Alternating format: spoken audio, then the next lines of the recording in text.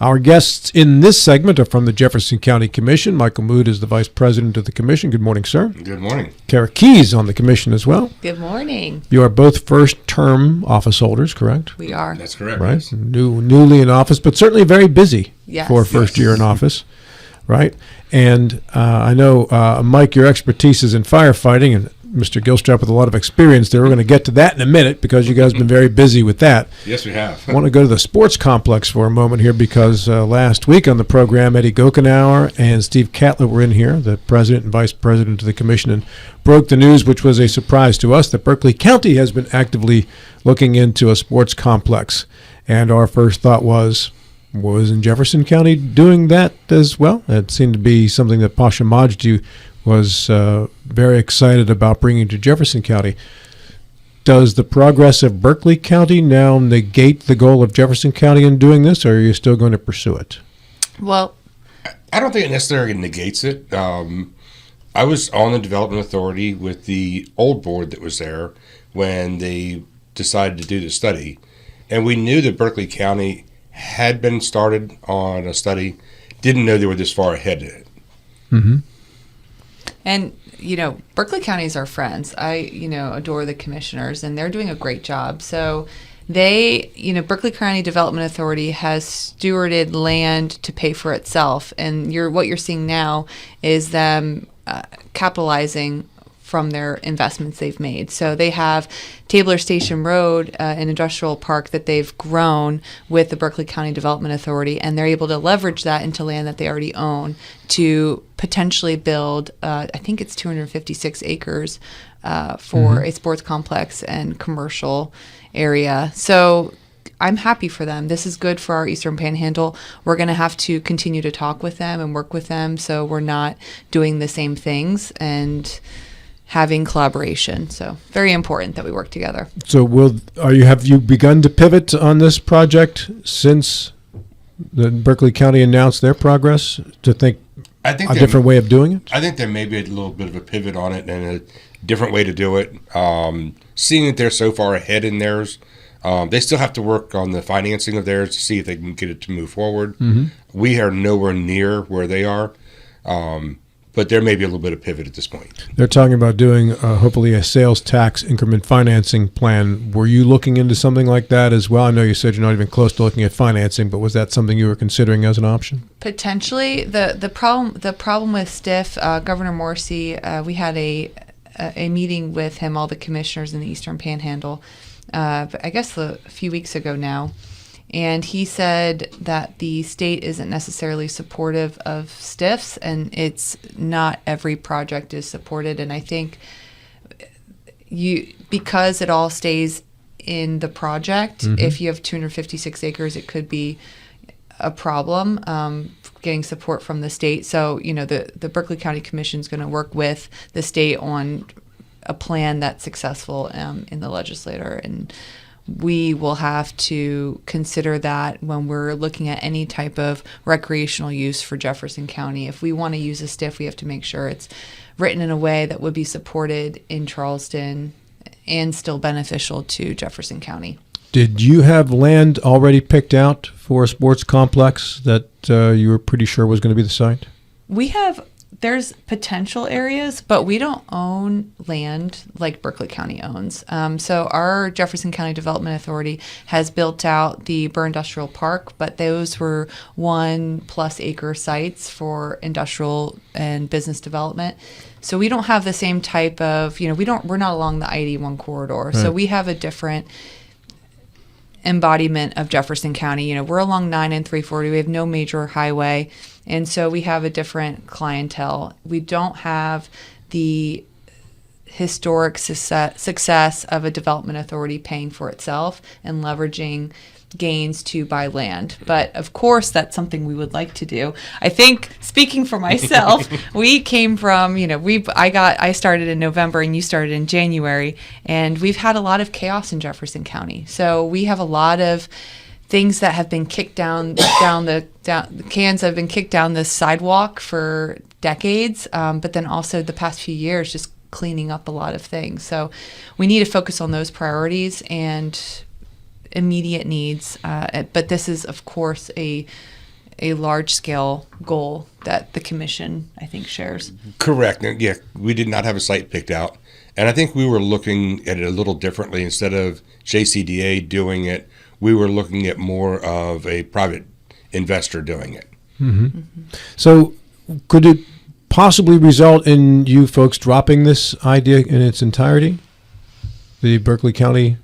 We haven't got that far yet, but anything's possible, but we haven't gotten to that point as of yet.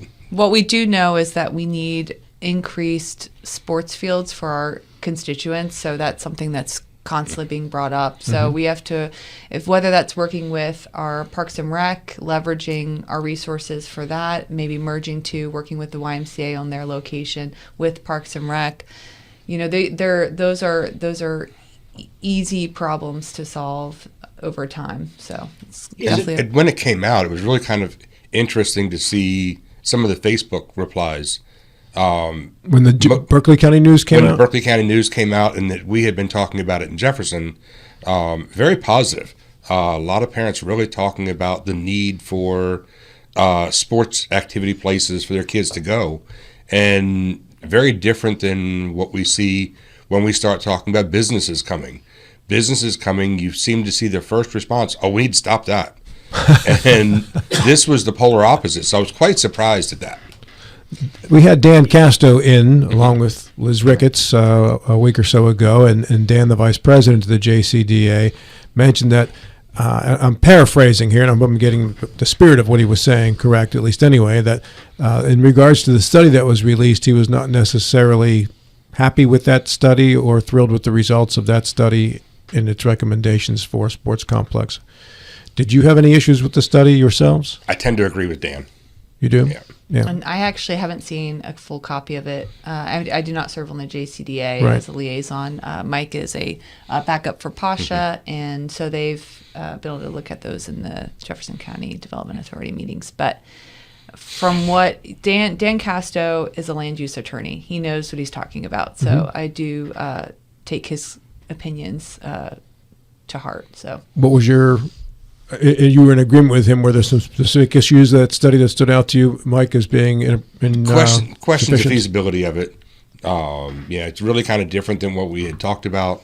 One of the concerns I had in the beginning was we used the same company to do the study. Could they be unbiased when they did it? And Did you know that at the time? yes, and I did ask that question on the JCDA board, and was assured that they could. It was, like I said, I was quite surprised to see that Berkeley County was so far along when theirs came out. That just seemed, that would tick me off a little bit. A little bit. I mean, it's like there's a thumb on the scale. Yeah. Okay. yeah, I was shocked. All right. Yeah, when it came out, and it's like, and I saw the plans and stuff that came out, it's like, wow, they are, just light years ahead of us in their study and their plans, and we are nowhere near that. So yeah, not real happy about that. If you had known that Berkeley County was that far ahead, would you likely have gone ahead with the study anyway? So a lot of things can happen. There's a lot that can pivot. There's a lot of other information that we'll learn in this study about other mechanisms, other things we can pivot to. So there's a lot of sports tourism related, recreational related uses that we could pivot our idea to. What we all need in Berkeley and Jefferson County is more fields, more sports tourism. We just have to leverage it so we're not competing with each other. So there's going to be good information in that study, but we just need to leverage it so that we're not competing. We can't have two of the same in both counties. So. Correct, and that's part of where convention center was also being talked about a lot in ours. A little different than theirs, being a lot more focused towards sports. Ours being multi-use for convention center and sports, so that we're not really two of the same in neighboring counties. Well, the Hollywood casino area seems a logical place to put a convention center. I mean, just to kind of build it out to be a natural place to expand. Right. Mr. Miller. Is there an issue at all with a sports complex, hearing the terms of sports tourism, that it would really get a lot of use from local folks as opposed to more folks kind of coming in and doing tournaments and using it from outside of the area? It's a mixture. So you have a lot of local folks. Now, my kids aren't in competitive sports, but bless their hearts. But they, I tried so hard. Bless your heart.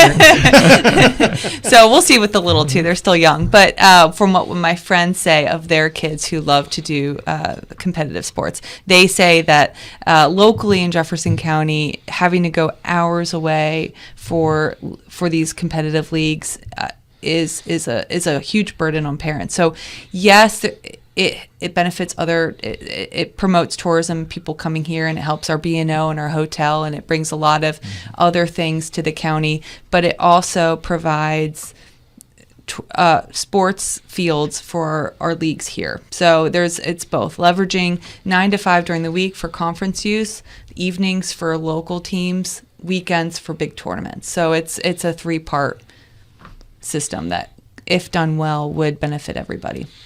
And I tend to agree. My kids came up through sports.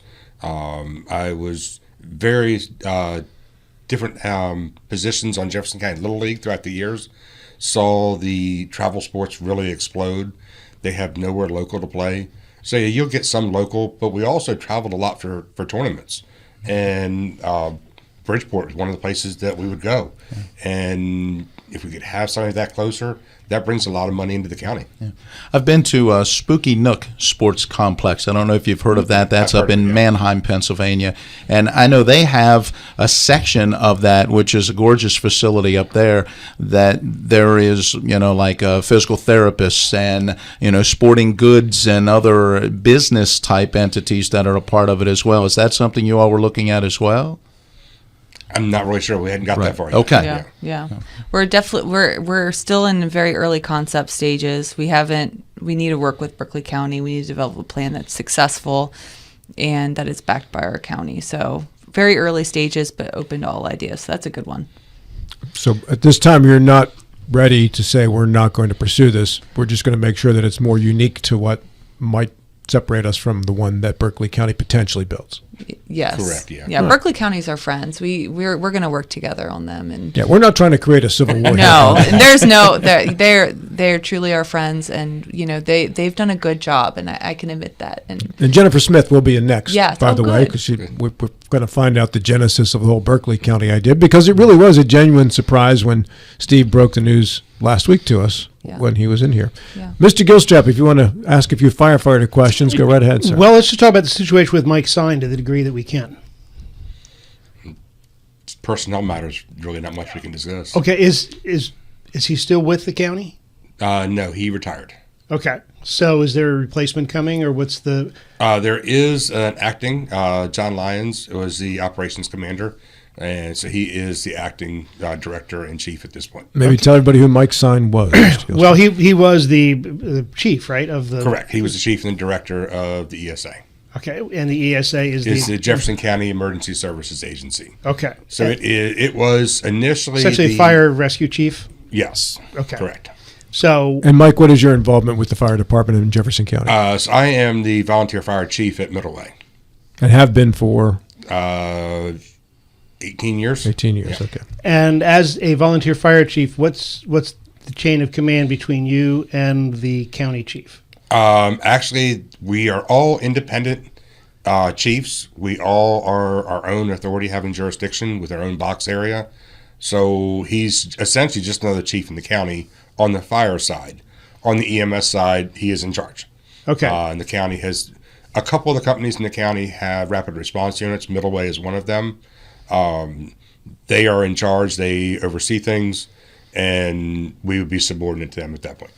So there's a lot of brouhaha going on with the EMS side of things right now and the churning. Kind of give us an overview of what's happening and where all of that stands. As far as?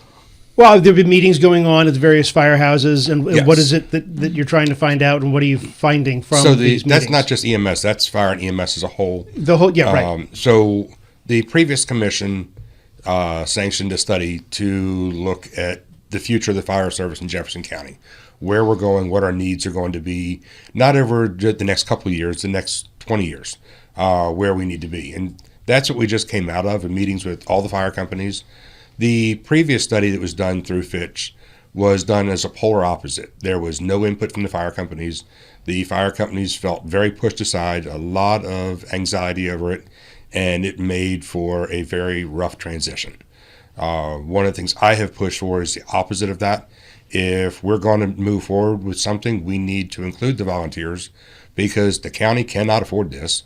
And Cannot afford what? A paid system. Okay. So we need to work with the volunteers to build a good combination system that can work in Jefferson County. And the only way to do that is to include them early, which is what we just did over the past 3 or so weeks with meetings at all the fire companies. So as a fire chief, not as a commissioner, as a fire chief, if you were given the magic wand, what would the system look like? I think it should be a combination system of both volunteers and career, because there again, the county can't afford to replace all the volunteers with career staffing. They can't afford the firehouses. They can't afford the fire apparatus. The volunteers have done an amazing job with fundraising and bringing volunteers in, keeping apparatus up to date, and providing the stuff that we need to be able to do fire suppression and fire service. And we need some assistance from the county in manpower. I hear that there's a critical manpower shortage among volunteers.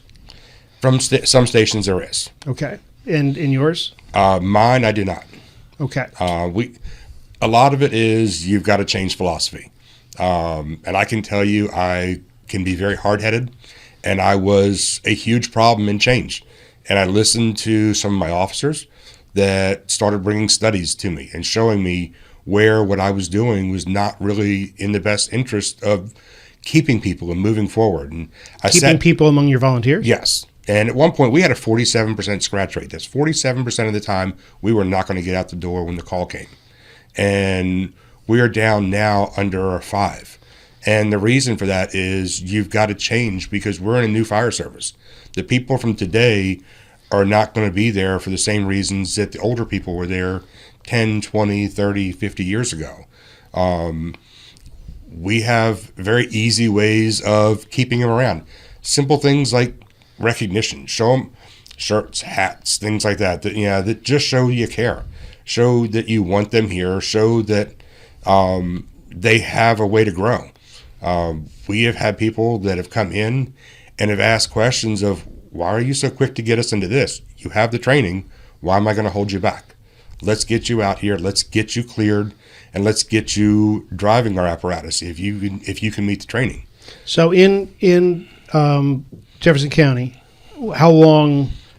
What is a scratch time? So that people understand, when a volunteer station is dispatched, there's a certain amount of time. When I came from Prince William County, where I was a volunteer, it was a 3-minute scratch. So after 3 minutes, they dispatch the next engine company. Correct. What is it? What is it? 7. So you get a 7-minute reload at scratch. 5, at 7 it's replaced. Okay. And it was 10 about 3 or 4 years ago. It moved down, and some want to move it more towards 5, which I think is probably the right answer to go to, because we need to get people moving. And what's the minimum manning to get the engine company on the road? That is a station-to-station policy. So you will, unfortunately, a lot of times see apparatus go out driver only, which is not ideal. You want to try to have 3 on there, but you have to work with what you've got. And so a lot of times we will see a lot of equipment going with lower number of people on it to be able to get the job done once we get there.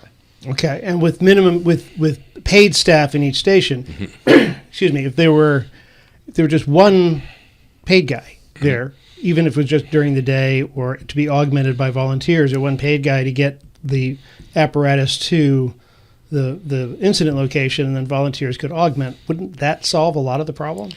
It can help that a lot. Sometimes driving is one of the biggest things that slows Because people and down. so people understand driving is also pump operation. Pump operations. That's how you correct. get water to the fire is from Correct. the driver. That's It's not exactly just where I was getting ready to go. Because Yeah. once you get there, you got to be able to pump, and that's the harder part of it. The mathematics that go along with pump operations, people see that and their mind just locks up. So it takes a lot to get them through a DPO program, which is your driver pump operator program, and then get them out there and cleared to operate on a scene. But that's one of the things that we started really focusing on, was getting people into DPO training, getting them out here and working with them on pumping, and getting them cleared, because that's one of the hardest places to get people cleared. Would you be resistant to minimum medical training for all of the firefighters? Not necessarily resistive. I mean, it would be good to have. Where I started in PG County, that was a requirement back in the late 80s, that you had to be an EMT to be a firefighter. Well, PG County. Okay, PG County. You went through this transition. I did. The paid. That was blood in the streets, man. Yeah, that was bad. You're right. That was bad back then, and that's something I don't want to see here. Right. I mean, I've been through that, where the paid staff and the volunteer staff stayed at opposite ends of the station. They didn't talk. That's what we were talking about. Yeah. The brawls at the fire. They would, and they could be either one. They would, whoever got to the engine first, they hopped on it and left. Yeah. And if you were standing there in the bay trying to get dressed to get on, you just got diesel smoke as they went out the door. Yeah. Got to the fire scenes, and there's tales of people tying knots and hoses so they couldn't get to a house. And that is something I do not want to see in Jefferson County. And I really don't believe we're going to see it, because the general atmosphere between the career staff and the volunteer staff has really been worked together. Oh, and the goal should be to save lives and property if possible. And as a layman to the fire service, I've been impressed with all of our stations. There's a great sense of pride between our volunteer, our paid, and working together. And if they're saying, because it's such a sense of pride, if they're saying we need help and this is what we need, I'm listening, and I'm hopeful that we can work with all of our stations and come up with a solution that actually solves a lot of these issues. But I do think we need to reevaluate the volunteers' position on the EMS side. With the ambulance takeover, the volunteers pretty much got shoved aside. At Middleway, one of the things that we did was we put a rapid response unit in place. What is that? So it's a chase vehicle, basically. It's a vehicle that I can put somebody out on that can provide care until the ambulance gets there. We don't have an ambulance at our station. So it's one of the things that helps keep people involved. Instead of sitting around here with nothing going on, every time there's an EMS call, my chase unit goes out most of the time. Whether it's just manpower or whether it's EMTs that can go in ahead of the ambulance and start providing care. It's a great way to reduce response time. It's a great way to keep people involved. And I think that we need to have the volunteers more involved in our EMS side. I think that we should be, provided they can meet the standard, I think they should be cleared to operate on the ambulance. It can help with some of the budget problems. Mike and Cara, the half hour went way too fast. Thanks so much for coming in. Thanks for having us. I know there's a lot of interest in this subject. I could see it in our live viewing Facebook stream. The numbers went up 50% during your appearance, especially talking about the firefighter situation there. So thanks for coming by. You're welcome. Anytime. Yeah. Thank you.